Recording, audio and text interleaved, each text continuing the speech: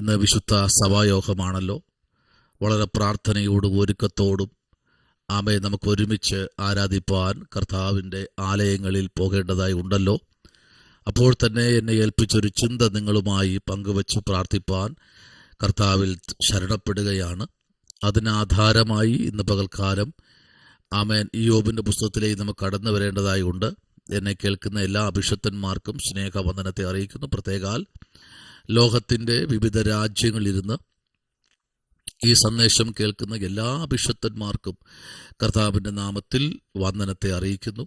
ഇയ്യോബിൻ്റെ പുസ്തകം 19-ാമത്തെ അധ്യായം അതിൻ്റെ 25-ാമത്തെ വാക്യത്തിലേക്ക് വരുന്നു. ഇയ്യോബിൻ്റെ പുസ്തകം 19-ാം അധ്യായം അതിൻ്റെ 25-ാമത്തെ വാക്യം. എന്നെ വീണ്ടെടുക്കുന്നവൻ ജീവിച്ചിരിക്കുന്നു എന്നും അവൻ ഒടുവിൽ പൊടിമേൽ നിൽക്കുമെന്നും ഞാൻ അറിയുന്നു. വളരെ അനുഗ്രഹിക്കപ്പെട്ട ഒരു ആത്മീക ദൂതാണ് ഇവിടെ നമ്മൾ വായിച്ചു കേട്ടത്. Praise the Lord. വളരെ ദുഃഖത്തിലും പ്രയാസത്തിലുമായിരിക്കുന്ന ഇയ്യോബിൻ്റെ ജീവിതത്തിനകത്ത് ഒത്തിരി വേദനകൾ, ഒത്തിരി ഭാരങ്ങൾ ഇയ്യോബ് അനുഭവിച്ചുകൊണ്ടിരിക്കുകയാണ്. എന്നാൽ 19-ാമത്തെ അധ്യായത്തിന് 1-ാമത്തെ വാക്യത്തിൽ ഇങ്ങനെ വായിക്കുന്നു, അതിന് ഇയ്യോബ് ഉത്തരം പറഞ്ഞത് എന്തെന്നാൽ, 2-ാം വാക്യം, നിങ്ങൾ എത്രത്തോളം എൻ്റെ മനസ്സ് വ്യസനിപ്പിക്കുകയും മൊഴികളിൽ എന്നെ തകർക്കുകയും ചെയ്യും. കണ്ടോ, എന്താ മൊഴി? വായ്മൊഴി. കൊണ്ട് എങ്ങനെയൊക്കെ തകർക്കാൻ കഴിയുമോ അങ്ങനെയൊക്കെ തകർക്കുകയാണ്. സ്തോത്രം. കാരണം ഇയ്യോബിനെ പറ്റി ഇയ്യോബിനെ കാണാത്തവർ, ഇയ്യോബിൻ്റെ സ്വഭാവത്തെ മനസ്സിലാക്കാത്തവർ, കേട്ട് കേൾവി വച്ച് മാത്രം തകർക്കുന്നവരുണ്ട്. സ്തോത്രം. ഹല്ലേലൂയ. ദൈവകുഞ്ഞെ, ഈ പ്രഭാതത്തിൽ നിങ്ങൾ തുറന്ന മനസ്സോടെയാണോ യേശുവിനെ ആരാധിക്കാൻ ആലയത്തിൽ പോകുന്നത്? എങ്കിൽ നിങ്ങൾക്കുള്ള ദൂതാണ്. സ്തോത്രം.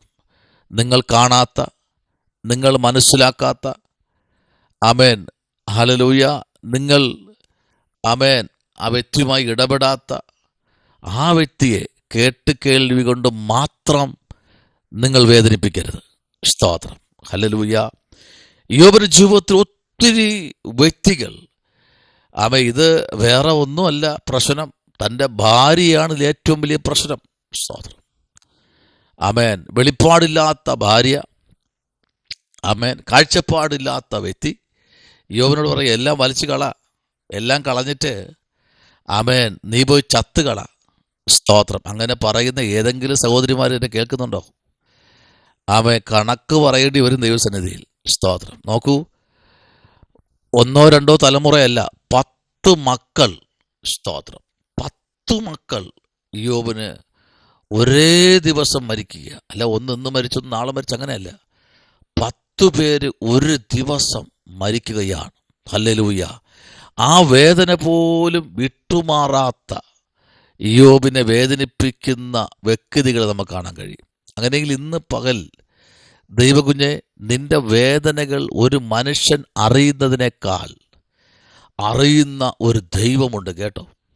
എന്നാൽ ഒരു 9-ാമത്തെ വാക്യത്തിലേക്ക് വരുമ്പോൾ അവിടെ കുറച്ചുകൂടെ ആഴത്തിലേക്ക് വിളിച്ചു പറയുന്നത്, എൻ്റെ തേജസ് അവൻ എൻ്റെ മേൽ നിന്ന്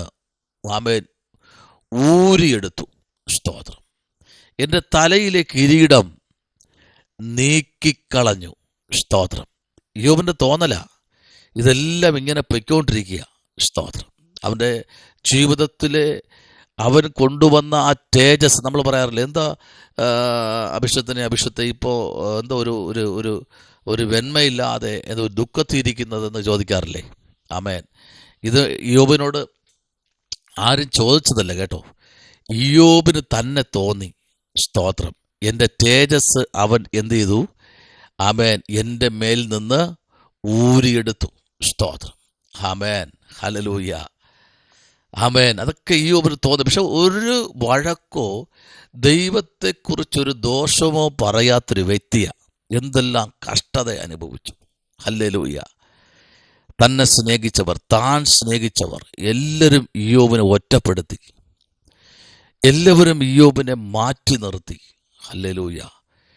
എല്ലാവരും അവൻ പകച്ചു, അവൻ്റെ കുഴപ്പം കൊണ്ടാണ് ഇതെല്ലാം സംഭവിച്ചത്. കൃഷിക്കാരൻ, ആമേൻ ആമേൻ, നല്ല ജീവിതശൈലി ഉള്ളവൻ, നല്ല സമ്പന്നൻ, സ്തോത്രം, ആടുമാടുകൾ, ഹോശാലകൾ, കന്നുകാലികൾ, മുന്തിരിത്തോട്ടങ്ങൾ, ഒലിവൃക്ഷങ്ങൾ, ആമേൻ ആമേൻ, ആട്ടിൻകൂട്ടങ്ങൾ എല്ലാം ഉള്ള ഒരു നല്ലൊരു ധനികനായ മനുഷ്യൻ, നല്ല ആരോഗ്യമുള്ള നല്ല കരുത്തുറ്റ ഒരു മനുഷ്യൻ, സ്തോത്രം, തികഞ്ഞ ആത്മീകൻ, നിഷ്കളങ്കൻ, സ്തോത്രം, ഹല്ലേലൂയ, പ്രൈസ് ദി ലോർഡ്. നിഷ്കളങ്കൻ, ആമേൻ. ശ്രദ്ധിക്കൂ, നിഷ്കളങ്കന്മാരെ തകർക്കാൻ വളരെ എളുപ്പമാണ്, സ്തോത്രം. നിഷ്കളങ്കന്മാരെ തകർക്കാൻ ഭയങ്കര എളുപ്പമാണ്, പ്രൈസ് ദി ലോർഡ്, ഹല്ലേലൂയ, ആമേൻ. ഭയങ്കര തന്ത്രങ്ങളിൽ അവരെ കുടുക്കിക്കളയും. അവരെ മനസ്സിനകത്തൊന്നുമില്ല, അവർ ഓപ്പണായിട്ട് പറയും. പക്ഷേ അവരെ തകർത്ത് കളയാൻ ചിലരിങ്ങനെ നോക്കിയിരിക്കുക, ആമേൻ. കാര്യമൊക്കെ അവർ കണ്ടെത്തിക്കോളും. പക്ഷെ ഇയ്യോബിന്റെ ജീവിതത്തിലേക്ക് വരുമ്പോൾ, 20-ാമത്തെ വാക്യത്തിലേക്ക് വരുമ്പോൾ ദയനീയമായ വാക്യമാണ്.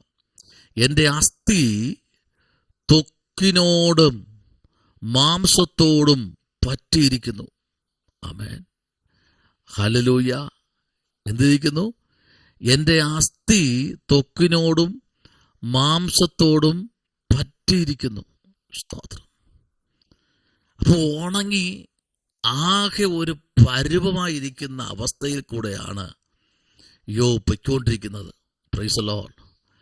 പല്ലിൻ്റെ മോണയോട് ഞാൻ ശേഷിച്ചിരിക്കുന്നു, സ്തോത്രം, ഹല്ലേലൂയ.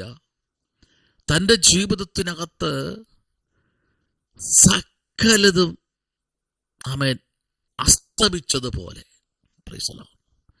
എല്ലാം തീർന്നു, ഇനി മുമ്പിലോട്ടൊന്നും ഇല്ല എന്നുള്ള ഒരു അവസ്ഥയിൽ കൂടെ കടന്നു പോകുന്ന ഇയ്യോബ്, സ്തോത്രം. എന്നാൽ ഒരു പ്രത്യാശയുണ്ട്, എന്നെ വീണ്ടെടുത്തവൻ ജീവിച്ചിരിക്കുന്നു, പ്രൈസ് ദി ലോർഡ്. എത്ര പേർക്കിന്ന് ഈ പ്രഭാതത്തിൽ പ്രത്യാശയുണ്ട്? എന്നെ വീണ്ടെടുത്തവൻ, സ്തോത്രം, എന്നെ നടത്തുന്നവൻ, ഹല്ലേലൂയ, ആമേൻ, എന്നെ ഉയർച്ചയിലേക്ക് കൈപിടിച്ച് ഉയർത്തുന്നവൻ, ഏത് സങ്കടത്തിലും എന്നെ പിടിച്ചു നിർത്തുന്നവൻ, ഹല്ലേലൂയ. ഏത് സങ്കടത്തിലും എന്നെ പിടിച്ചു നിർത്തുന്നവൻ എന്ത് ചെയ്യുന്നു? ജീവിച്ചിരിക്കുന്നു, ഹല്ലേലൂയ. ഏത് ബുദ്ധിമുട്ടിലും എന്നെ പിടിച്ചു നിർത്തുന്നവൻ, എൻ്റെ ആവശ്യങ്ങളെ അറിയുന്നവൻ, ആമേൻ, എൻ്റെ സങ്കടങ്ങളെ അറിയുന്നവൻ, എൻ്റെ യാത്രകളെ മനസ്സിലാക്കി അതിൽ അനുകൂലമായ കാര്യാദികൾ ചെയ്യുന്നവൻ, എൻ്റെ വിഷയങ്ങളെ ഓർത്ത് എന്നെ ചേർത്തു പിടിക്കുന്നവൻ, എൻ്റെ കണ്ണുനീർ തുടയ്ക്കുന്നവൻ, ആമേൻ, ഇന്നും ജീവിച്ചിരിക്കുന്നു. ആരൊക്കെ ഉപേക്ഷിച്ചാലും ഉപേക്ഷിക്കില്ല എന്ന് പറഞ്ഞ് ചേർത്ത് നിർത്തുന്നവൻ ഇന്നും ജീവിച്ചിരിക്കുന്നു, ഹല്ലേലൂയ.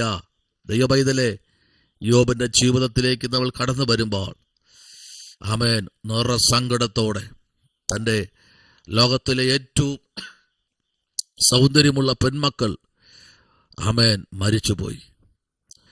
ആമേൻ, ഏറ്റവും കരുത്തുറ്റരായ ആൺമക്കൾ മരിച്ചു. 10 പേരാ ഒരു ദിവസം ആമേൻ കുഴിവെട്ടി അടക്കിയത്, ഹല്ലേലൂയ, ആമേൻ.